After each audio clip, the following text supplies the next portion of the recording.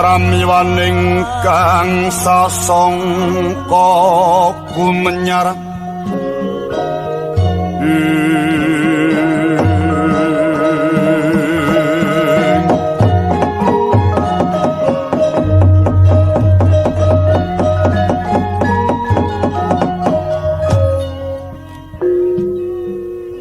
Suhartata piton lanenggih ing mangke katingal ramyang wetan moyo-moyo kulon hanyunari ingkang sinebat Gunung Himalaya.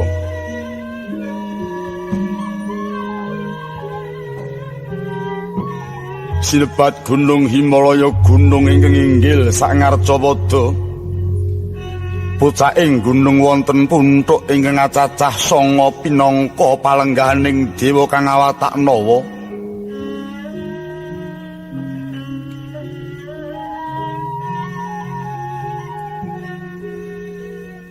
Kacarita ing mangkene inggih menika warnani kang sinebat ing Kayiwangan Junggring Salaka. Ya ing Kayiwangan Jonggiri Kailasa, ya ing Kayiwangan Kilasa Purwa ya Ngundarandir Bawana. Ya sinebat Kayiwangan Suralaya.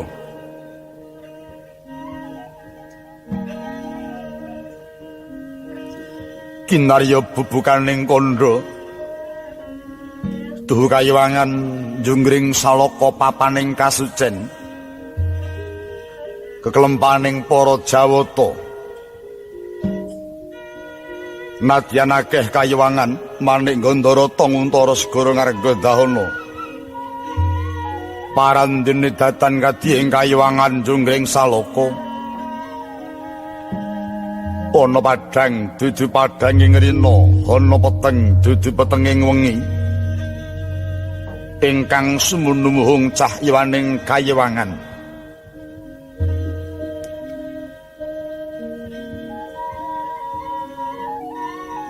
Dasar Kayiwangan sarasalan batur pansedaya wake wilis linis pita gegapit ungulire kuwung-kuwung angawengi.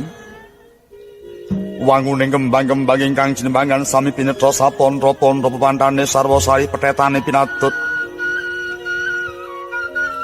Anut pinggir mangapit-apit pinintos papan nitaru kiri sinusun sepasang-pasang. Pasanging gapura bujak jemurut sajeng giri gedene. Saking mandurwange kuwung-kuwunge nawung wilis lirite jengem musudama. Aranyep-aranyep katinggal Srimadyaning Kayiwangan Junggring Salaka.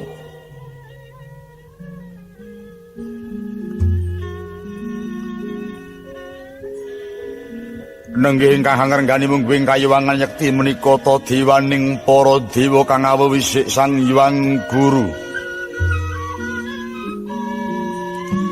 Ya Hyang Pramesti Guru, ya Hyang Prameswara, ya Hyang Hudipati, ya Hyang Nilakanta, ya Hyang Marteng Jagat, Hyang Marbudengrat, ya Hyang Parama Siwa, ya Hyang Paramerta Siwa, ya Hyang Acintya Nirmala, ya Hyang Isa, ya Hyang Rudra, ya Hyang Pasupati, ya Hyang Pasuprabu, ya Hyang Mahulun, ya sinebut Sang Hyang Manikmaya.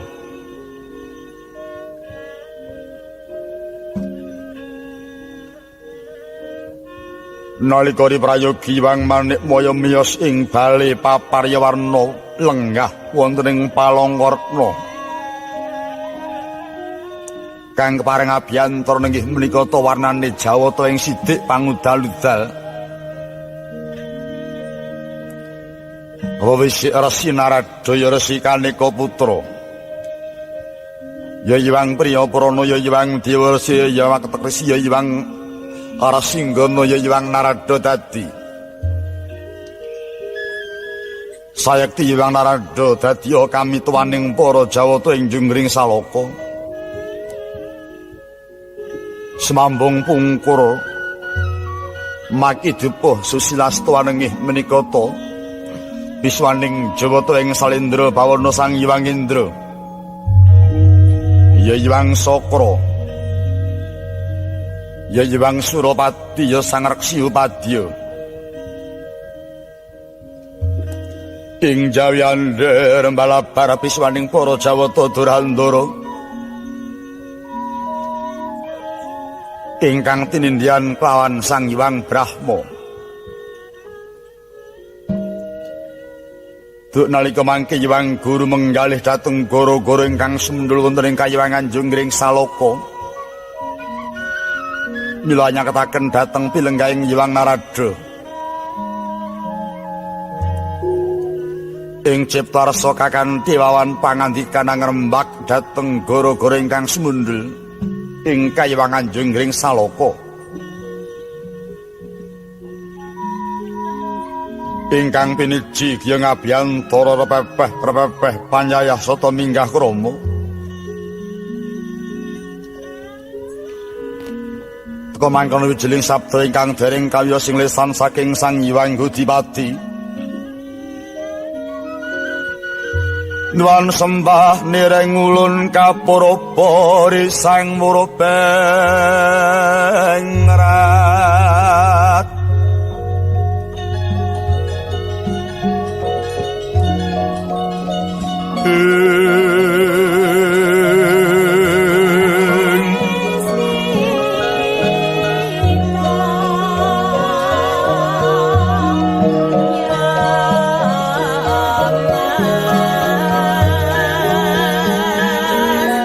Sahanane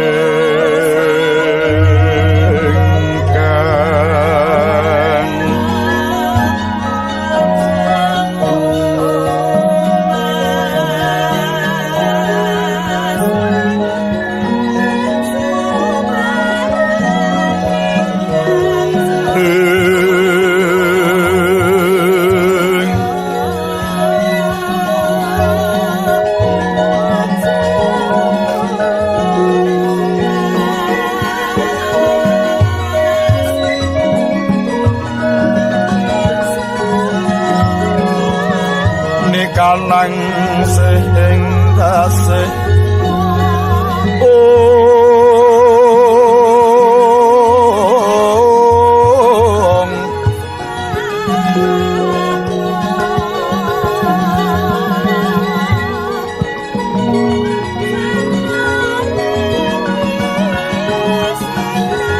masih ring delahan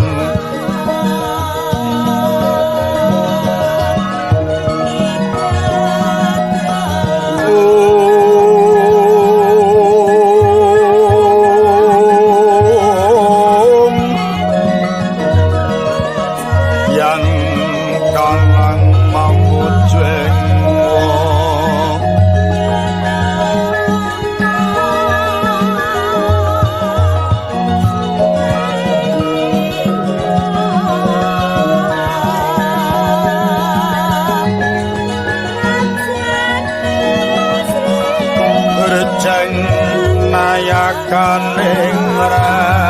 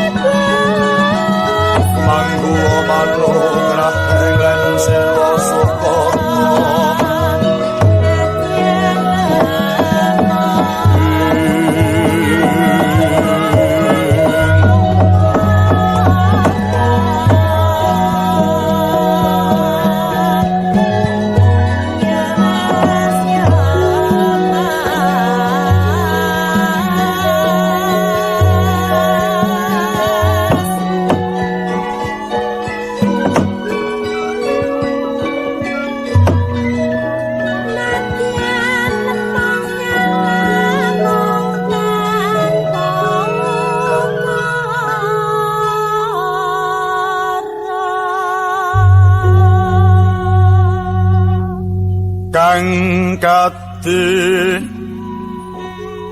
Sutama Gusti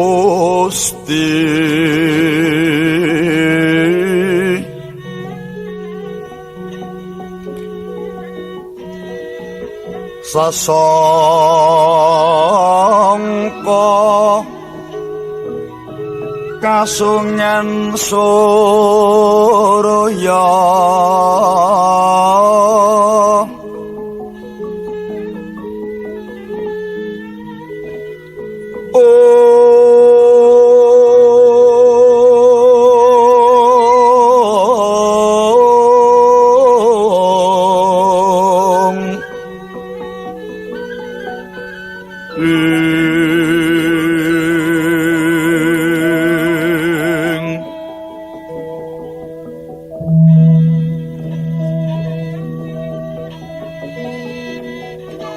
Prabanya sumungsun karawa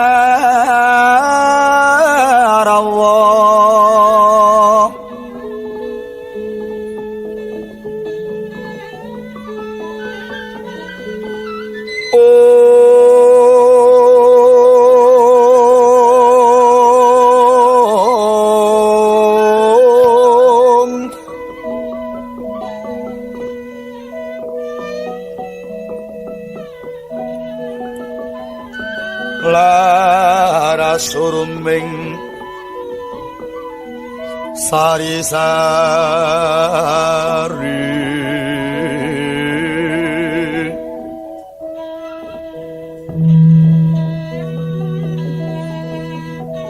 samya manuksmeng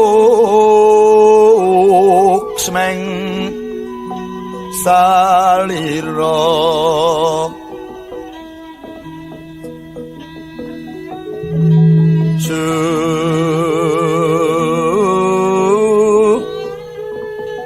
mar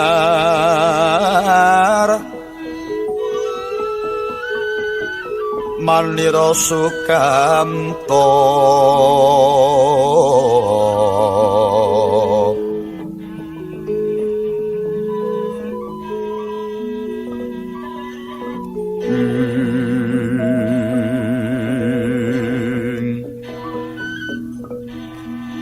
ujwalane sumunu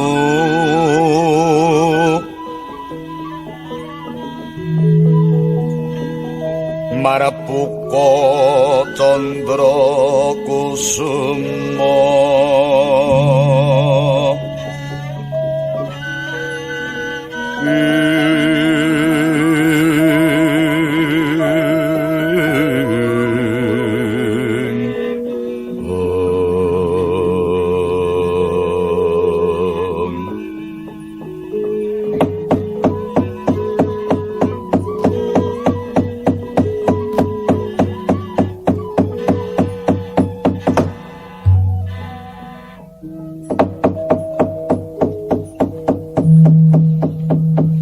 raras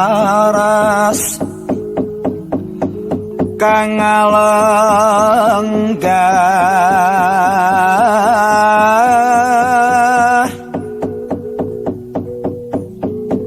neng amparan nurukmi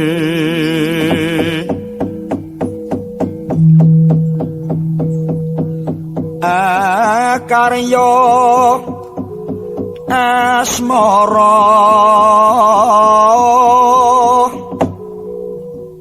halawung sembada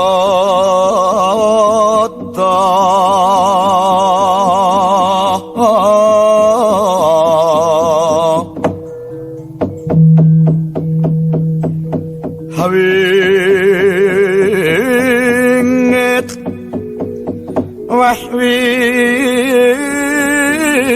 wren wimbaning narapati sini woko kadya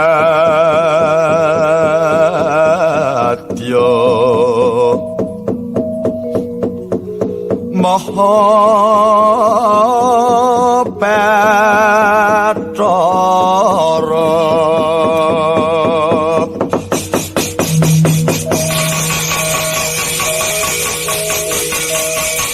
umurun mantana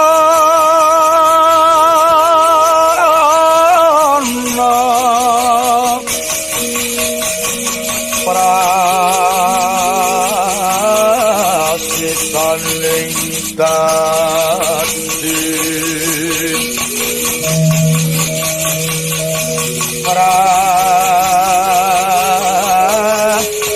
harajaning prasa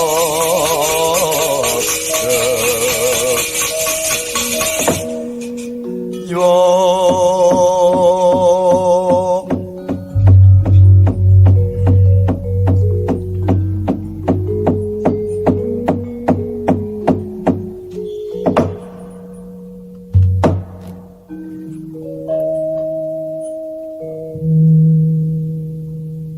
nun mangkita kakang Resi Narada kawula nuwun wonten timbalan ingkang adhawuh Adi Guru pamiji dhateng piswaning Arakanta ing suduk ngudal-udal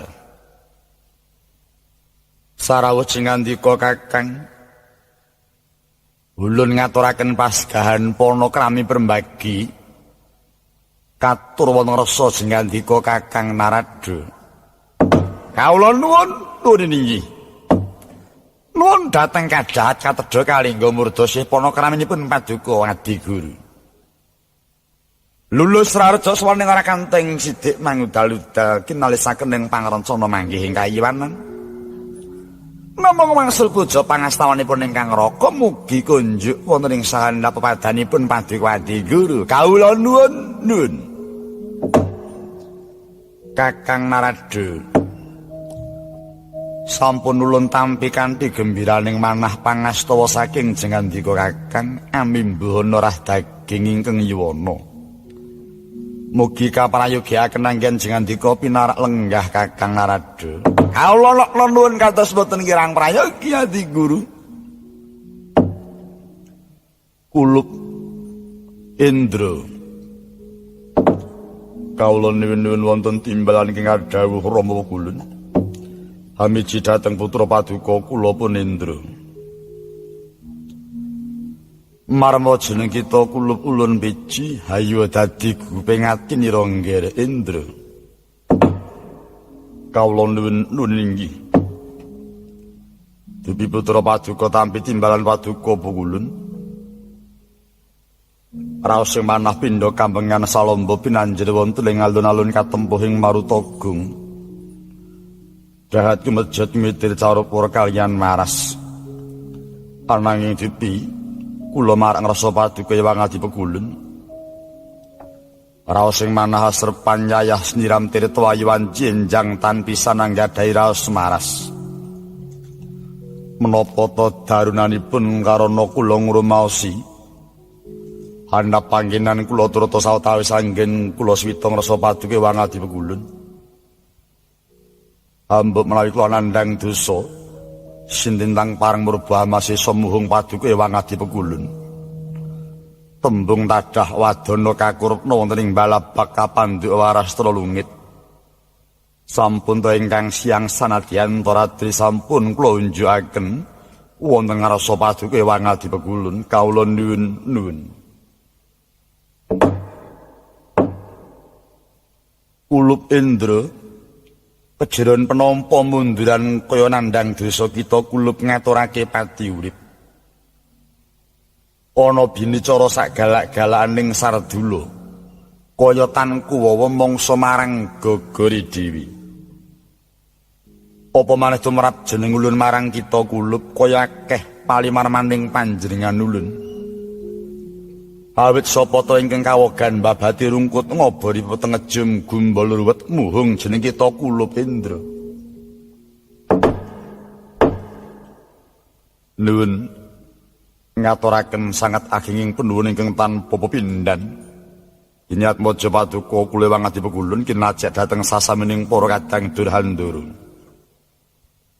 namung anggen kula ngabiyantara wonten rasa paduka wangadi pegulun kaparing kula cemadhong dawuh menggah menapa ingkang dados wigatos sing pahamaning dinten menika Mara kulup Indra Radika para ngayun ulun bakal wawan sabda marang Kakang Narada jadi kita kulup yekti bakal midhangetake mungguh apa kang dadi wigatining pahamaning dina iki hatta para hapsari tumonton hing sang dwija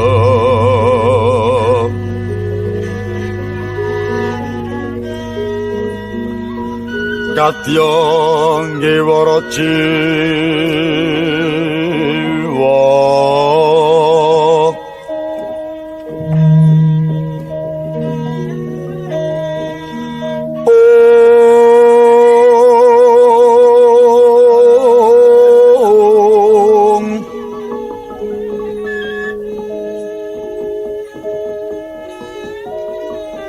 kakak sing tias jahat kewaraning karyanira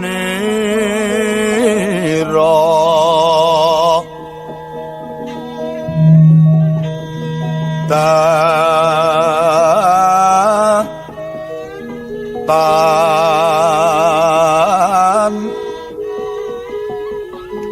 pontok samya miat rengganing prabata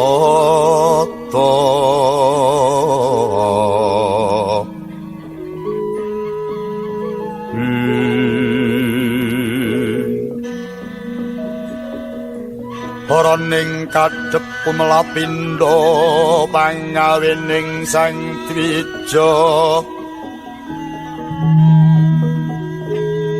lunging gadung malengkung katiup ing maruta manda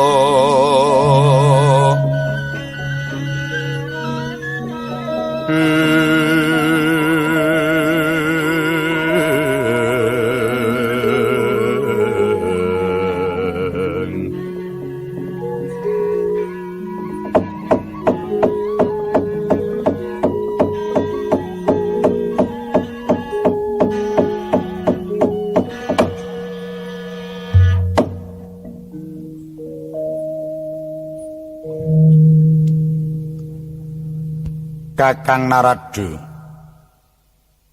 mila kakang tebih ulun nawi celak kados ulun raketaken keparenga kakang ulun mundhut katrangan tumrap gara-gara ingkang sumundhul wonten ing kayiwangan Junggring Saloka gara-gara mboten kados sagedhagan menika kakang ketingal bumi genjot samudra kocak kawah lirik nebur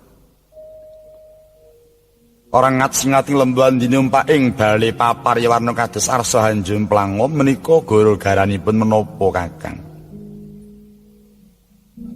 menapa wonten kayu ingkang mawa teja menapa wonten sela ingkang akembar warni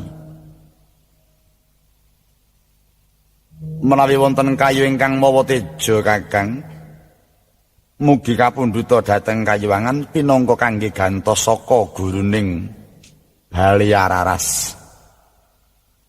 Wondene menawi wonten sela ingkang akembar warni, Kakang parenga mundhut dhateng Kayuwangan pinangka kangge gantos ompak ing Bali Martiyukunda. Kawula nuwun. Sadaringipun kula matur langkung rumiyin kula ngaturaken tebah Siti Sekul binunteling ron kelapa. Apuranta mbok beli wonten lepate ngatur ing ngraka ing sidik ngidal-idal. Adi guru mundhut keterangan tumrap goro-goro dhateng ing ngraka menika wau. Ujebipun menapa pancen nyata-nyata adi guru menika dereng pirsa menapa namung dumundung badhe nyobi dhateng kawaskitanipun ing ngraka. Menapa to sababipun Rakanta matur mekaten awit kula mboten bali kekilapan. Estunipun nanti guru menika jawata ingkang sampun waskita sampun to lamak tata gelar sanadyan to ing batos ing titah sawegung. Kados sampun kapurba dhateng pangwaos Paduka Wadi Guru. Ewa sementem teka Wadi Guru dadak mundhut keterangan dhateng ngraka suduk ngidal-idal. Kakang Narada, nuwun wonten dawuh. Ulun mundhut katrangan dhateng Kakang Narada.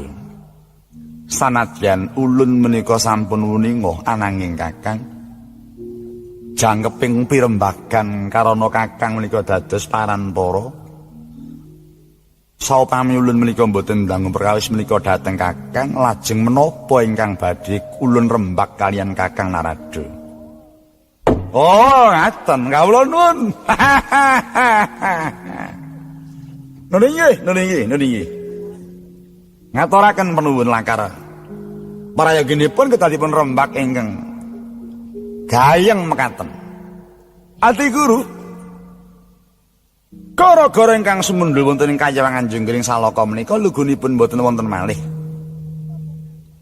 Namung kajawi pakartining titah Paduka pamadyaning Pandhawa pun Harjuna ingkang ing mangke tapa wonten ing gunung ingkang sinebat Gunung Harjuna.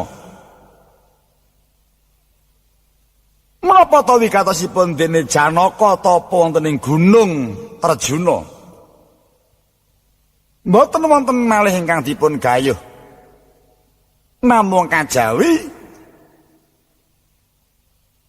pangandikaning Dewa Duk nalika paring perjanjen dhateng pun Janaka. Nalika jaman lampahan Arjuna piningit bebayinipun Janaka ingkang dereng dipun lairaken dhateng Madyapada. Nate minggah dhateng Kayuwangan Jenggring Saloka. Nuninggi anggayuh dhateng tumuruning wahyu sinebat Wahyu Toh Jali. Tumuruning wahyu sinebat Wahyu Toh Jali. Mriku lajeng Adi Guru paring perjanjian dhateng Janaka. Oh iya nggih Janaka, besok lamun kita wis linairake ana ing Ngarcapada. Jeneng kita ingkang bakal kuwasa nampa Wahyu Toh Jali. Ing mangka Janaka sampun lair malah sampun gadah putra.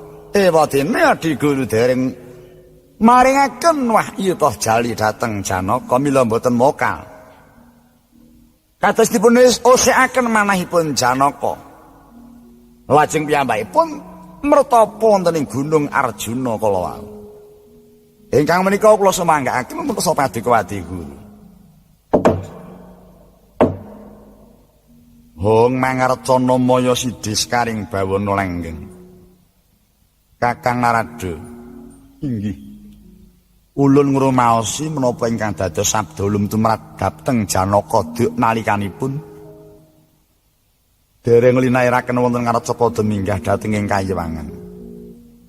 Kakang, sanadyan ulun sampun anjangjikaken kanugrahan Toh Jali tumrap dhateng Janaka ananging dumawaing ganjaran mekaten anut dhateng lampahing kodrat. Mila ngantos ulun dereng maringaken nugraha dhateng Janaka karana lampahing kodrat dereng dumugi ing ngriku. Oh, inggih. Mamang lajeng kodrat kala wau ingkang nglampahaken sinten to Adi Guru? Ulun boten wenang nglampahaken dhateng lampahing kodrat. Amargi sedaya lampahing kodrat mekaten wonten pangwaosipun Gusti Kang Hakarya Jagat. Sang Hyang ingkang wenang amurba jagat saisinipun. Mila Kakang Larado kados boten wonten binanipun menawi Janaka kedangon tapa wonten ing Gunung Arjuna. Langkung prayogi menawi Janaka menika wangsul dhateng Madukara. Menawi sampun lampahing kodrat dumugi ngriku tertamtu wahyu tumuli badhe ulun paringaken dhateng Janaka. Lak Janaka wonten mriku menika sabab namung ngemutaken dhateng Jawata mbok bilih kesupen. Margi wong dewa mekaten jenengan mesti patitah mongko si patitah menika mboten badhe lepat saking apes murka kaliyan lali menika sandanganing titah. Mila ngantos kedarang-darang tapa wonten ing Gunung Arjuna nek ora nganggo tapa ngene engko ndak dewane do lali. Mekaten Kakang, kawula nuwun murid inggih mila Adi Guru. Syukur manganyi bagya menawi pados sampun lenget tumrap. Janjinipun Adi Guru dhateng Punarjuna menika wau. Lagi ecawan sabda horekang sumewa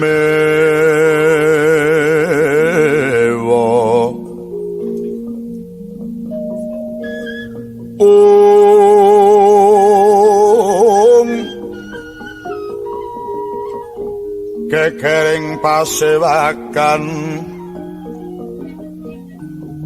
kathah samiwa naraka wonten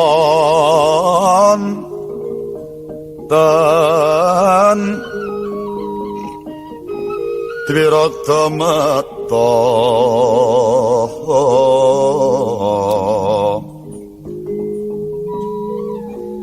pedhot king wanti lan saweneh anareka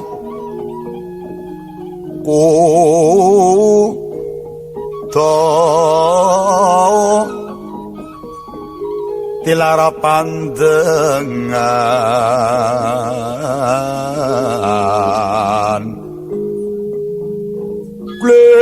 Sang Hyang Indra haniti priksa darunaning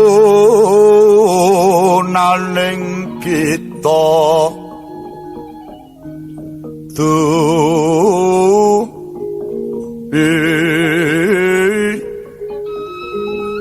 wasuning enggati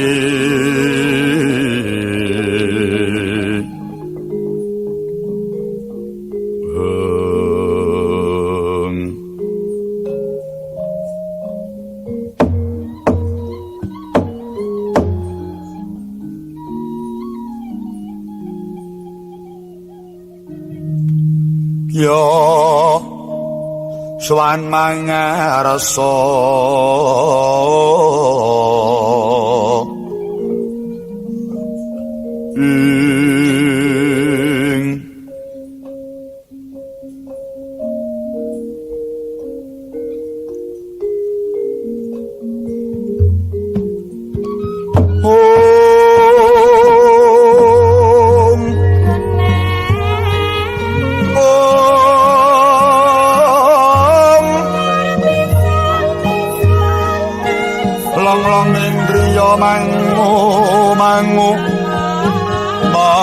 bangun kong kanduan rimang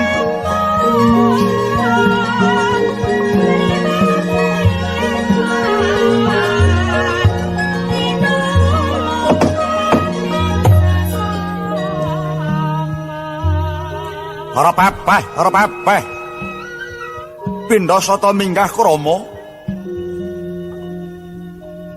lir sata metarangan sawaning dewaning panggodha pangrencana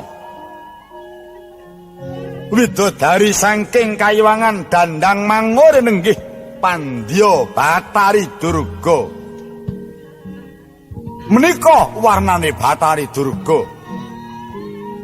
Ya Bathari Permuni. Katinga ora dikera sawetawis labet. Mrihatosaken dhateng panyuwunipun ingkang putra nalingga Tunggul Malaya. Swan mangarsa repepeh panyayasa tuminggah krama katingal lumaksana ndadap lengkeh hangika padha. Dipiswan mangarsa mangsah sembah lenggah tumungkul hamari kelukaya kanjema pertala mukaning Pandya Bathari Durga.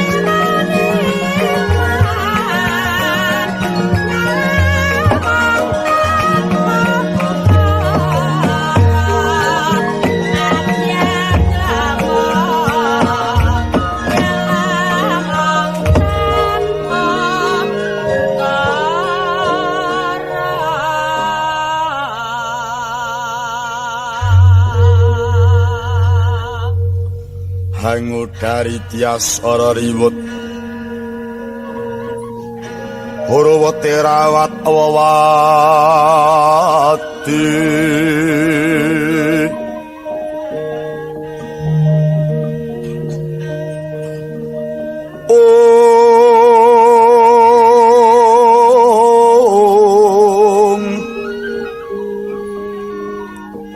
Wati lamun kauningan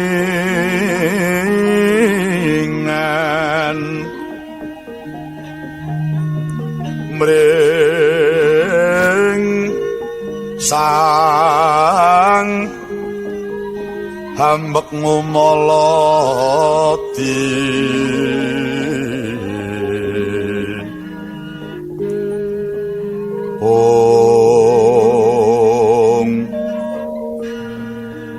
Tanwandi pinarti bloko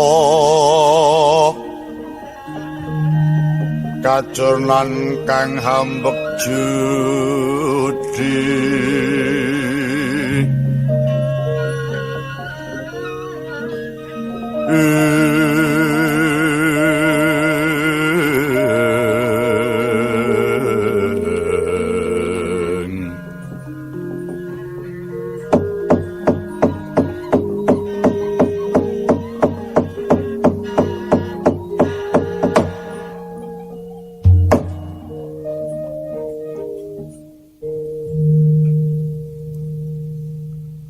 ulun mespadhakake Pandya Bathari Durga ingkang sowan mring Kayuwangan. Permuni padha kanthi raharja sowan kita.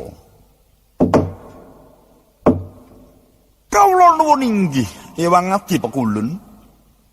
Nuwun dhateng kadhahat ngatedha kalingga murda sipana kramenipun Paduka ewang adi pekulun. Pawangsul kula ngaturaken pangabekti mugi konjuk wonten ing sandhaping pepada Paduka ewang adi pekulun. Iya Pandya Bathari Durga wis ulun tampa kita ngaturake pangabekti pangestu ulun tampanana. Kula nuwun inggih sanget anggen kawula mundi saengga jimat paripe pangestu Paduka ewang adi pekulun. Lah talah. Widodari Dandang Mangure sowan nyang Kayuwangan. Waduh Durga le dandan dikatokake. Oplas. Bengesan iki le menger. Waduh. Den telapukan diwenehi sadha nganti ireng. Nganti ilang manike. Wah, kalung Sekar Melati Rinonce. Waduh.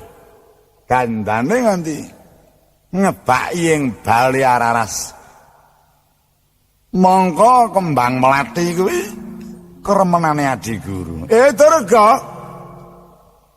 Padha Kanjeng Raja sowan kita permuni.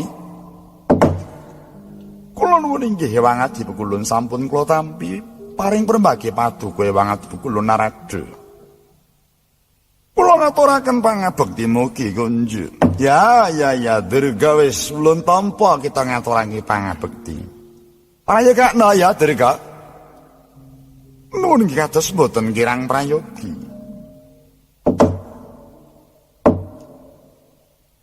Sawise satata anggonira ngabiyantara Durga. Parane wigatine jeneng kita marak mring ngarsa ulun. Kawula nuwun inggih waleh-waleh menapa Pekulun. Sowan kula wonten rasa paduka Ewang Adi Pekulun. Kajawi kula netepi wajib. Sowan sebo kaping kalih. Awarat kula menika tinangisan dhateng anak kula Pondiwa Srani.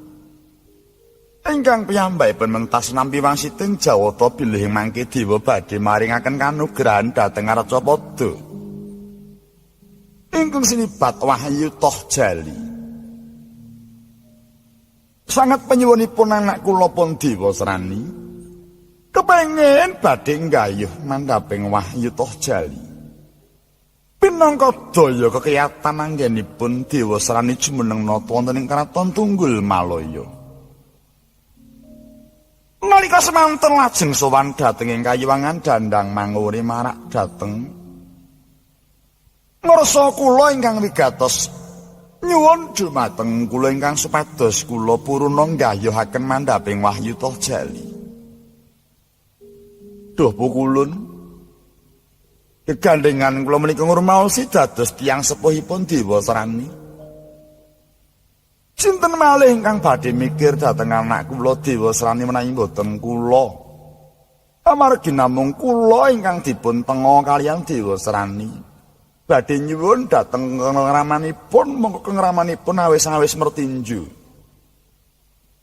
Awis-awis rawuh lajeng nyuwunipun namung dhateng kula. Nalika semanten kula inggih lajeng paring dawuh dhateng Dewa Srani, iya to nggih. Aku sago ya durung karuwan, silak ya ora. Aku saguh minangkane kang dadi penyuwunmu, ya mung iki mengko aku bakal nyoba sowan nyang Kahyangan. Bakal ndak aturake apa kang dadi penyuwunmu marang dewaning para dewa. Pekulun Bathara Guru, gandeng kuwi sing nguwasani jagating Kahyangan. Kira-kira piye yen wis nampa aturmu mengko? Menggalih apa yen ora? Yen menggalih mestine ya kersa sabiyantu. Nanging yen ora ya wis bejamu ya ngger. Babar pisan ora dipikir karo wong tuwa lanang. Ya terima-terimakno. Monggo kekuwatane ibu sing mikir ya ngger apa ora entuk ya aja gelo atimu. Sabab kowe ya mung ditinggoni ibu. Arang-arang dilenggahi karo wong tuwa kakung. Yen pancen bejamu ana mengko mbok menawa bakal ana kang sabiyantu marang jeneng kita Dewa Srani, mongko nyatane kowe ya babar pisan durung tau nampa wahyu. Sapa ngerti yen mengko ana panglimarama kang tumrap marang kowe nggih Dewa Srani, ana sing welas marang kowe Dewa Srani.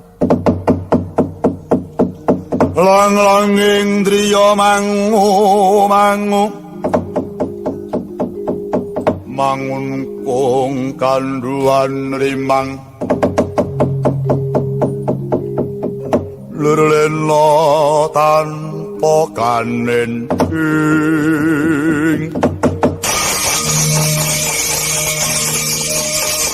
lurlena tanpa kanen yen tanpa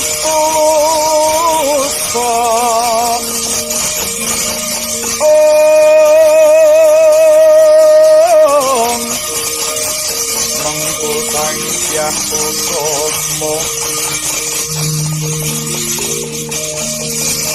mangkono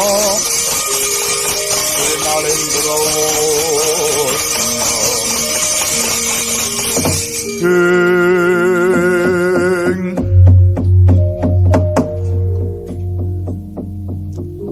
Batari Durga kawula nuwun wonten timbalan ing adhawu aja didedawa anggon kita matur ulun iki ora usah dadak binumuk sinenjata liring wis tanggap panggrahita ulun mbok menawa kabeh wis padha nyumurupi menawa Dewa Serani iku atmaja ulun kang patutan marang jeneng kita Durga sedhithik akeh ulun darbe kewajiban mikir marang Dewa Serani.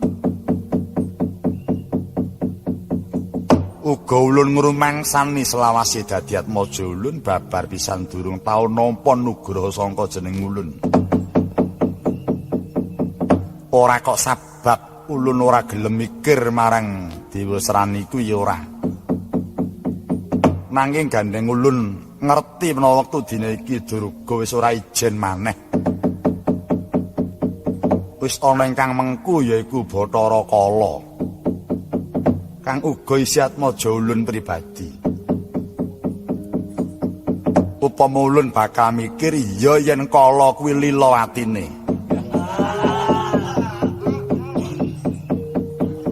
Yen ora lila apa jeneng ulun nempuh bebasan ngobak-obak banyu kang bening ogak-ogak tunggak kang wis bakoh.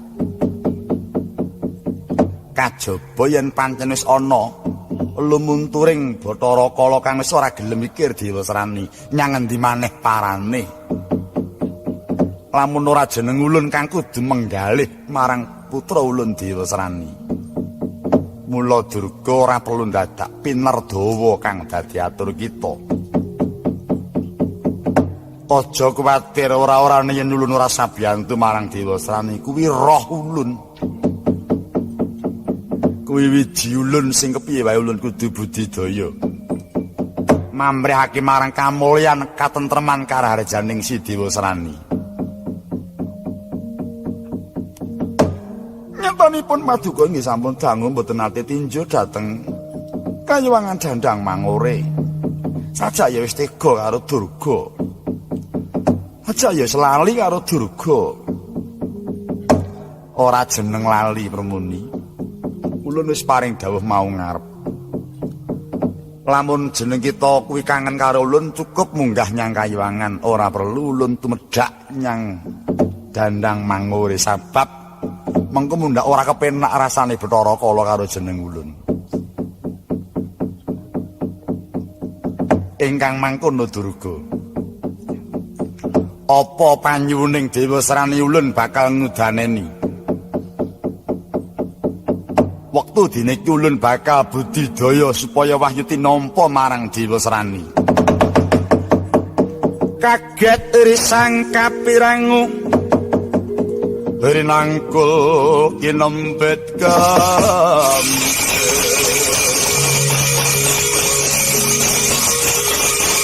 sangarep maning sawana ya kitu kang walang ati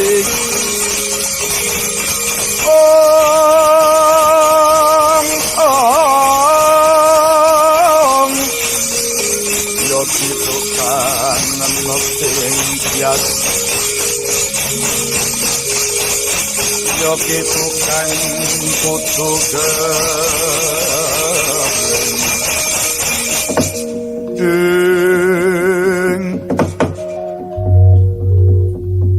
kula nuwun Adi Guru wonten menapa Kakang kepareng kula badhe nyuwun keterangan. Adi Guru paring dawuh badhe sabiyantu dhateng Dewa Serani nyagahaken gayuh nugraha wahyu toh jali tumrap kangge Dewa Serani. Sabda makaten kala wau nuwun sewu ngendika waton menapa namung waton ngendika. Nalaripun kados pundi? Menawi ngendika waton Saderengipun parung dawuh sampun dipun tata ing penggalih. Nanging menawi namung waton ngendika, namung dumunung pados leganipun piyambak ingkang tanpa mawi titang kanthi jangkep. Adi Guru, menawi ngantos kelampahan kepareng paduka badhe sabiyantu Dewa Srani, nggayuhaken Wahyu Tohjali. Menika sampun sakterpipun sampun leres namung kagem paduka kaliyan kulawarga paduka piyambak. Nanging ing mriki kula ngaturaken boten leres tumraping paduka kagungan kewajiban. Lan boten leres tumrap dhateng lampahing kodrat ingkang sampun paduka sekseni. Adi Guru paring dawuh piyambak. Menawi Wahyu Tohjali menika sampun dipun janjikaken dhateng Janaka.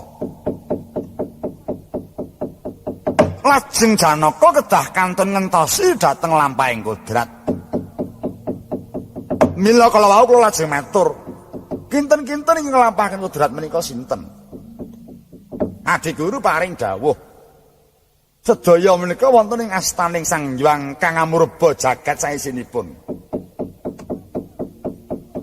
Namung lajeng ing mriki wonten kesagahanipun Adi Guru ingkang radi njagaaken utawi mesthekaken bilih Wahyu badhe tinampi dhateng pun Dewa Srani. Lah menika kula kirang sekeca.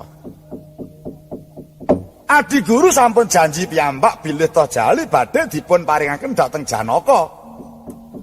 Lamun lajeng ing mriki badhe dipun paringaken dhateng Dewa Srani, menika menapa lajeng boten nampa paduka menika menceng saking paugeran paduka piyambak ingkang sampun janji dhateng Janaka. Lawang dewane wegawene demen nglincati dawuh, aja meneh titahe ora tiru-tiru. Lho niku Adi Guru. Mangka dewa menika kangge panutan, dewa menika kagem patuladan. Sampun ngantos dewa menika menceng saking paugeraning kasaenan lan kautamen lan keluhuran. Anggen paduka dados dewa menika mboten kok kapurih mikir kulawarga paduka piyambak menika mboten. Paduka dipun dadosaken dewa menika kapure ngulataken dhateng titah sak ngarcapada, mangka titah menika isinipun werni-werni. Lah menawi paduka dados dewa namung remen mikir kulawarga piyambak, lah menika namanipun ra mung golek klimising lambe blenduk ing wetenge dhewe. Nuwun sewu lho menika. Lah menika mboten leres Adi Guru. Lah saged mawon paduka mikir kulawarga piyambak margi paduka ngasta panguwasa. Panguwasa tunggal tumraping Kayuwangan Kanjeng Selaka, wenang murba bebasan ra wenang kapurba. Nek napa nggih pun leres kaya ngoten niku Adi Guru. Rak iki kirang prayogi tumraping menika. Paduka dados dewa tutu wangganing para Jawata ingkang kedah ngulataken dhateng titah sae ngarcapada menika.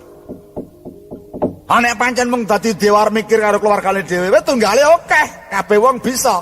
Mongko kedah mboten ngeten tumindak ing dewa. Dewa kedah adil mboten kenimbang timbang siladan. Mboten kenging bau kapine. Ora ana sentana kulawarga. Yen pancen kuwi gedhe labane kudu diganjar. Yen pancen ketaman nampa pidana marga luput ya kudu dipidana sak murwate. Lho menika adilipun kedah mekaten. Kakang Narada, nuwun kula. Panguwasa Kayuwangan menika wonten asta ulun. Ulun menika panguwasa tunggal wenang jenangipun jagat saisinipun. Wenang damel abrit ijeming swasana.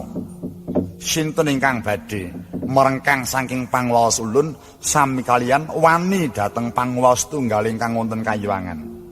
Lho, menika kula mboten kok merengkang lho Adi Guru.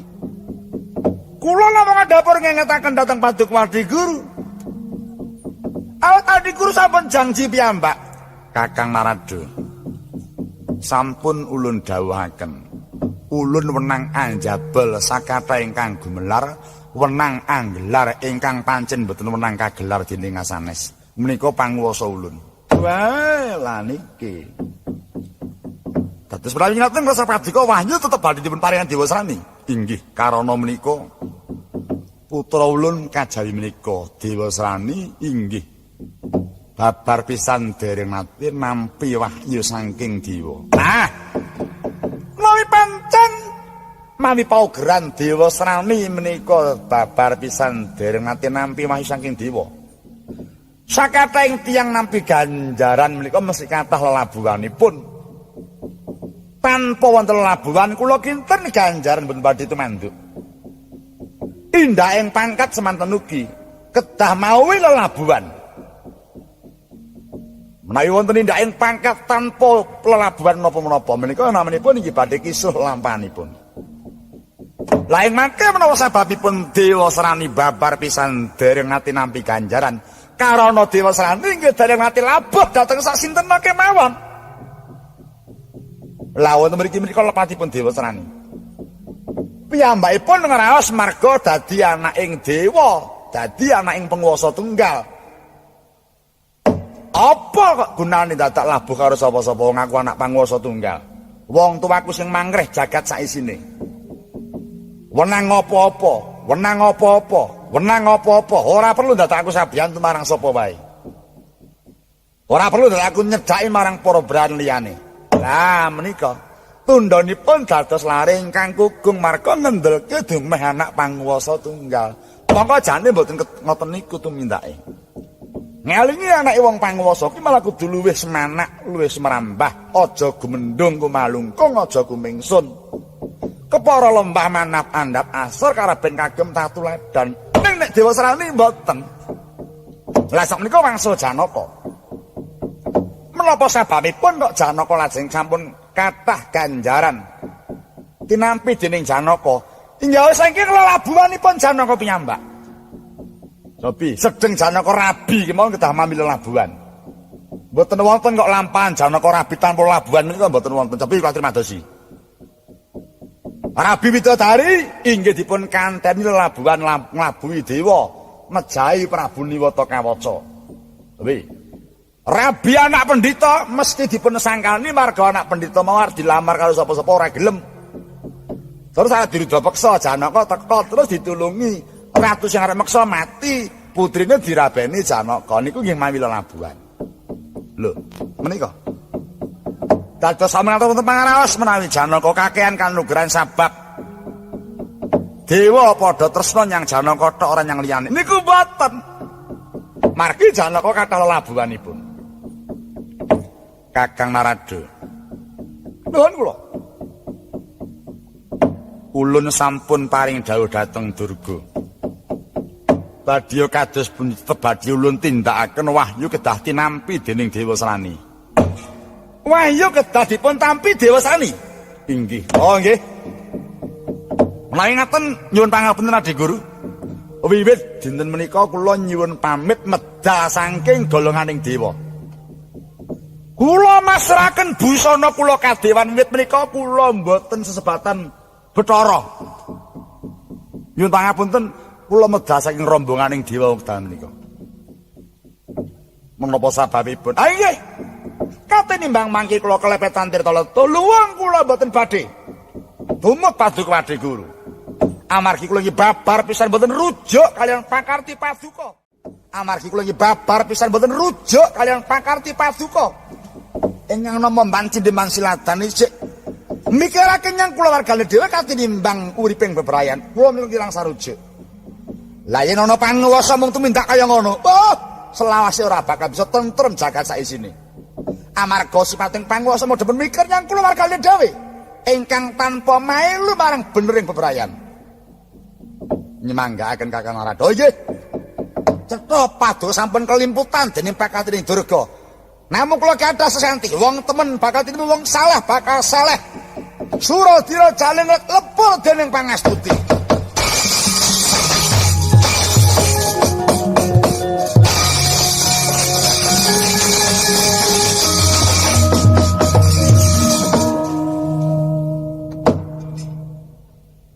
Kados pundi Pakulun? Ketingalipun Pakulun Narada mboten sarujuk. Menapa ingkang dados kepareng paduka Hyang Adi Pakulun? Durga, wis ora perlu jeneng kita mikir marang Kakang Narada. Malah luwih padhang jagat ulun karana wis ora ana pepalang tumrap karo Solo niki. Mula Durga, Sawetara wektu suwunging kayiwangan jeneng kita ulun dadekake pinangka ngenteni palengganing Kakang Narada dadi paran parana kene. Ya jagat, ya Dewa Bathara. Duh pukulun ngaturaken sataging panuwun tanpa pepindhan. Keparang paduka misuda dhateng kula dipun ninggalake dados paran para wonten ing kayiwangan ngriki pekulun. Iya Durga, dadi ulun tetep dadi paran para kene, dadi paran pitakonan ulun. Ngerangkep pakaryan kita. Kajaba paran para uga dadi dewaning panggoda pangrencana. Kula nuwun inggih ngaturaken saketaging panuwun. Ya mung mengko Bathara Kala kudu tok wenehi ngerti. Menawa jeneng kita dadi paran parana kayiwangan. Sampun mboten kula manah Bathara Kala menika sampun.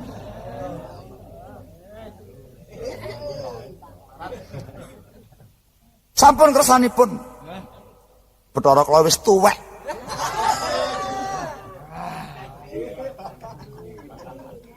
Kula lagi celak wonten mriki langkung remen manah kula. Yen pancen dur Bathara Kala wis ora gelem nrimo ing pandum, mangke kula sukanane serat Bathara Kala. Ya wis mangsa bodho kabeh kapurba marang jeneng kita. Nuwun inggih. Kula piyambak nggih rumasukar anggen kula mikir dhateng Bathara Kala. Iya. Dina iki muli dawuhna marang Dewa Srani. Sarana kinarya lancaring wahyu toh jali kang bakal tinampa. Dewa Srani kudu bisa mateni Janaka kang wektu iki tapa ana ing Gunung Arjuna. Duh pukulun. Menawi kang putra Dewa Srani kadhawan mejahi dhateng Janaka menika menapa kinten-kinten inggih menang. Monggo nalika jaman Dewa Srani ngayunaken Bathari Dresanala rumaos kawon kaliyan Janaka kok lajeng menika kadhawan mejahi menapa saged Durga ora mung Dewa Srani kang bakal tumandang tata gelar Dewa Srani kang rumagang nanging mengko ulun lan kabeh para Jawata kang bakal sabiyantu marang Dewa Srani. Patubat ya jagat Dewa Bathara ngaturaken panuwun tanpa upami patubat semanten kepareng paduka badhe sabiyantu dumateng anak kula bejane anakku nggih Dewa Srani bapakmu wis mikir karo kowe temen-temen ya nggih wis aku saya abot eneng kene tinimbang ngadep Bathara Kala wis saya mutah aku weruh Bathara Kala wis ora bakal weruh Bathara Kala selawas urip. Iya.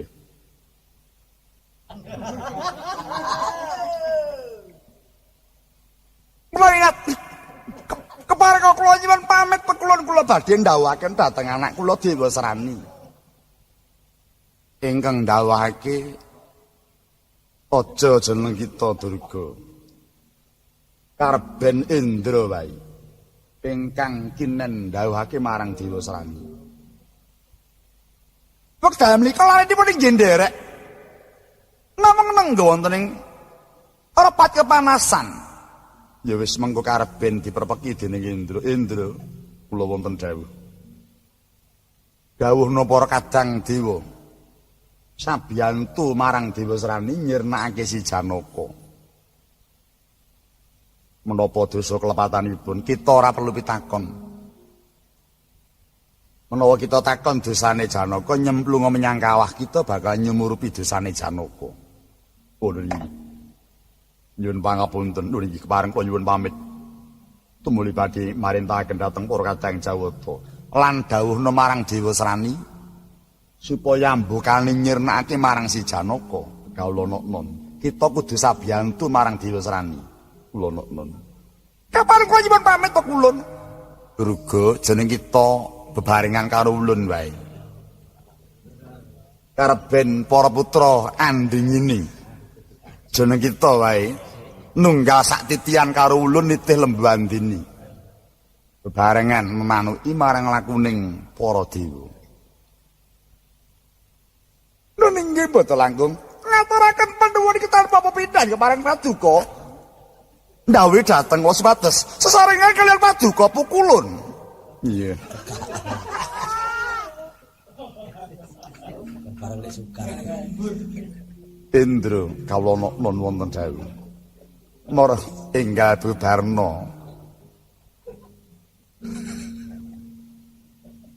Ulun daya-daya tumuli kundur mah kanjenengan. Kawula nuwun inggih dhateng sedika ngestakaken dawuh. Paripurna sabdaning Hyang Guru. Tatan kenging wulawali pindha uwe Kresna tumetesing Patra Seta tan kena dene cali. Kang Hyang Guru arsa kundur makayiwangan. Tumapak ing padha datan alisir saking ugaring wewaton.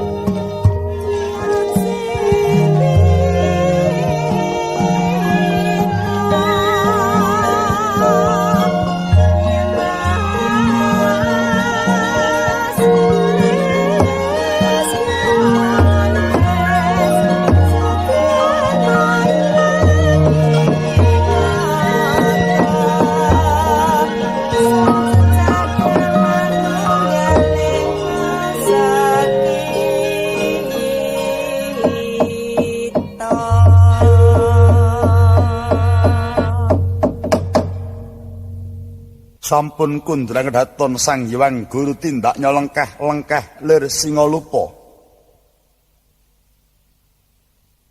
Lambian Mrakasimpirya gajah nguling satindak mandhek sapacak tumuleh ing cipta mungenget ingkang kadhawaken mungguing pasiwakan sinigek kunduring Hyang Guru neng nawa kocapa ing mangke datan kadhe ingkang wonten ing Karang Pawidadarin.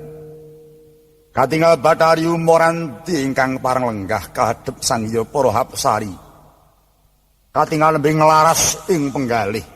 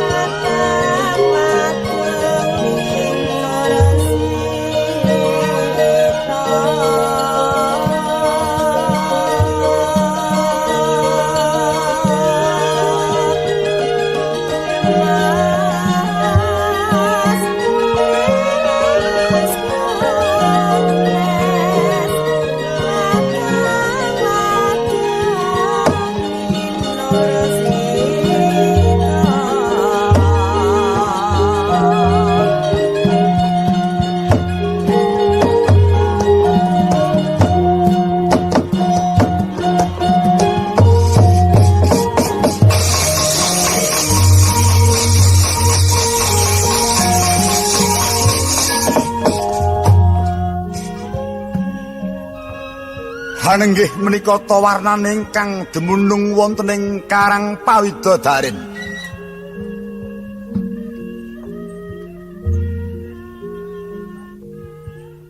Garwa Hyang Guru kang awisik Bathari Moranti. Nyata lamun Bathari Moranti dadi tetungguling para Hatsari. Endahing warnitan wonten ingkang ngangguni dasar salira jenar ambengle keris mestaka sedengah maesan. Lirik maca mengembang bakung ketep atap milir tinoto ati-ati sinamya milis panjerah palarapan ningilo cendani. Karena dengan jamur kuping pilingan hanapak palu sogoan kaya pinatut idep itu mengeng talang imbo nanggal sepisan kasambungan bayu kaya pinulas.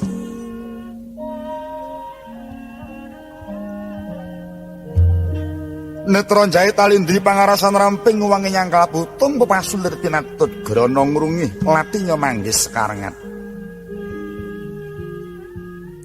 Wajar petak rintip lir tirta tumetes jonggos dengang ngelung gadung dodo wijang pamidangan yan rajimas.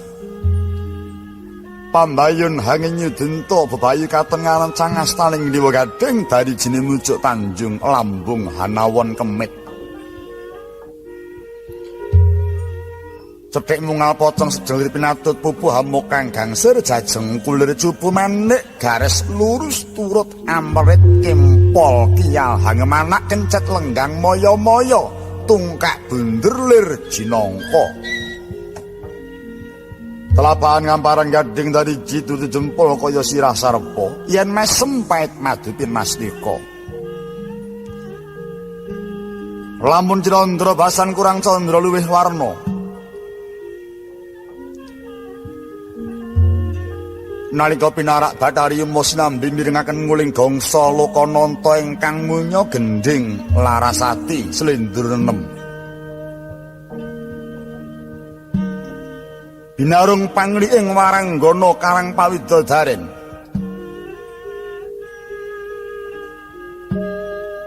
Nalika lenggah Bathari Moranti kadhep klawan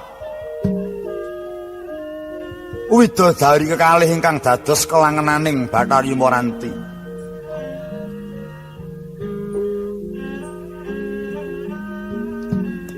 Ingkang wonten ngayun Bathari Sri Suparmi. Menika rumiyin kumaranipun Wara Sri Suparmi nalika gesang wonten Ngarcapada.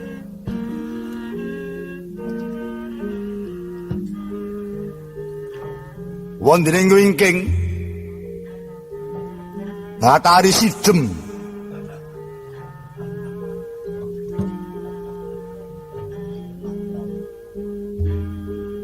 ingkang rumiyin gesang keterimah nggih nyodana dhateng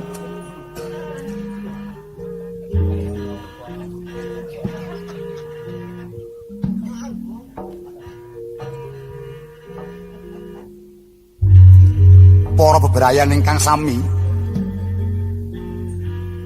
nampi dananing sang widodari temah sareng seda ing mangke lajeng kawisuda dados Hapsari. Sawetawis lenggahing Bathari Moranti katungka konduring sang Hyang Guru Sigra Bathari Moranti hamapakaken dhateng konduripun ingkang Raka Sang Hyang Manikmaya.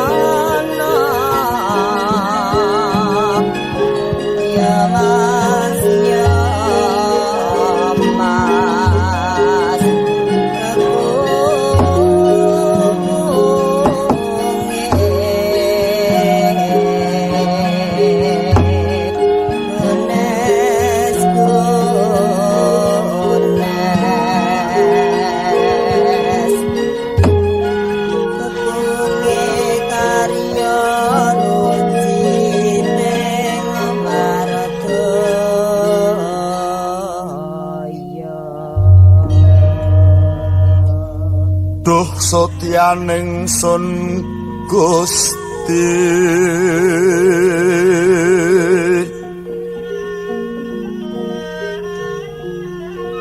Welasa tasih kaswase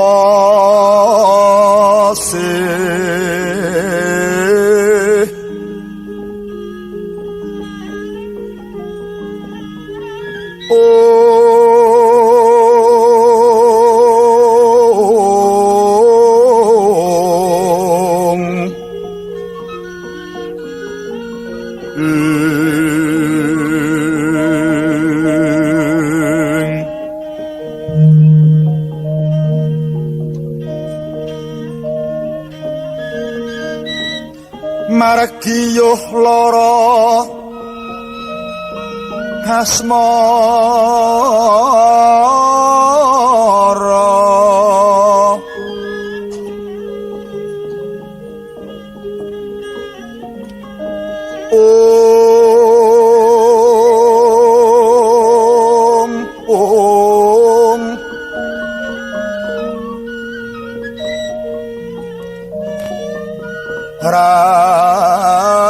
rangu-rangu kung mangarang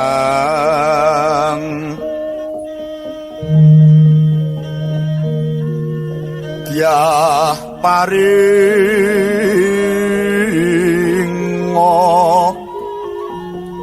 usada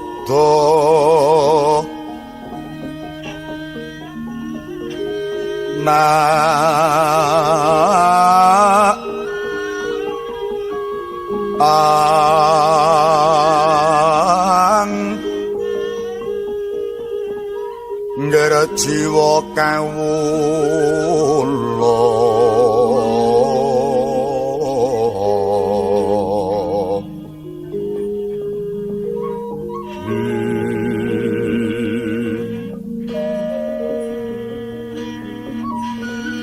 nglipur ngripteng lukita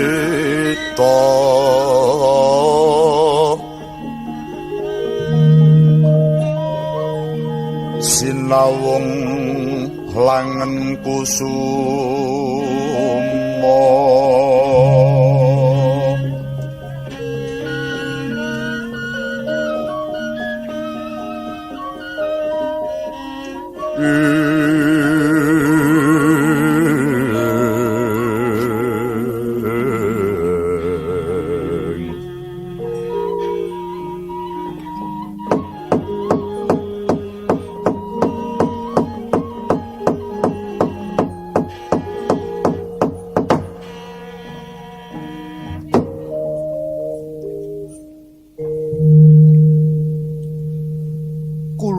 nuwun-nuwun dereng dangu sakundur paduka pukulun